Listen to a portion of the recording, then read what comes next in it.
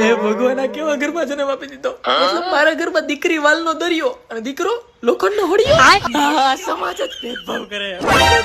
જ્યારે છોકરીઓ ભણવામાં ફેલ થાય તેના લગ્ન કરાવી દેવામાં આવે અને છોકરાઓ ફેલ થાય ત્યારે એને રિક્ષા લઈ દેવામાં આવે. ને સાહેબ એમાં મારી બેનની એક્ટિંગ, મારી બેનની એક્ટિંગ એટલે ઓસ્કર એવોર્ડ વિનિંગ કહેવાય. સવારમાં મેં રિમોટનો ઝઘડો કર્યો ને એને મને જીકી હોતે લીધી હોય હાવણી, તો બી એ રોવાનું ચાલુ કરશે ત્યારે તો રોહે. રાતે પપ્પા આવવાનો ટાઈમ થાય ને ત્યારે રાતે પાછી રોવાનું ચાલુ કરશે. પપ્પાને એમ થાય મારી દીકરી બિચારી સવારની રડતી હશે હિપકા ભરી ભરી. એને ન ખબર હમણાં 5 મિનિટ પહેલા ભેકણો તાયણો હે.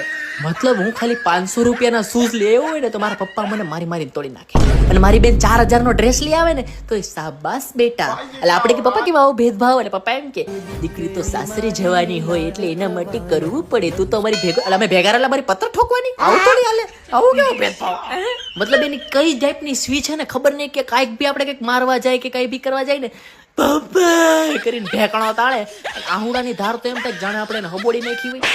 અને હવે હવે હવે હવે આવશે ને ડાકુઓનો તહેવાર. ડાકુઓનો તહેવાર એટલે લૂંટવા માટે રક્ષાબંધન. અને તમે કોઈ દી વિચાર્યું એ લોકો માટે કેટલી વસ્તુ બનાવેલી છે? મતલબ sister's day, mother's day, women's day હોતે, અને એનું પાછું સ્લોગન ભી એવા, બેટી બચાવો બેટી પઢાઓ, દીકરાને કામે ચઢાવો.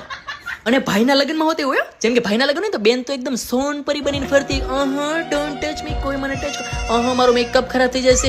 એ કોઈ દિવસ તમારે ગાઈડલા લેવા, ગોદડા લેવા કે પછી વાસણ લેવા નહીં જાય, કે માર્કેટમાં કઈ સામાન લેવાનો છે રસોડાનો.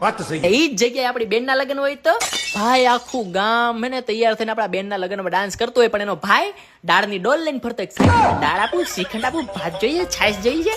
અને જયારે આપણે તૈયાર થઈને મંડપમાં પહોંચી કે બેનના લગ્ન થઈ ગયા હોય. અને આમે આપણે ભાઈની જરૂર તો છેલ્લે જ પડે ને, કે એ જાતી હોય સાસરે ત્યારે આપણને રોવું આવે. આ જેટલું બી બોલ્યો ને એ બધું મને બહુ યાદ આવે છે, કેમ કે બેનના લગ્ન થઈ ગયા છે ને, બેન હવે મારી યારે છે નહીં. I miss you, I love you મંચુ. Happy Rakshabandhan advance.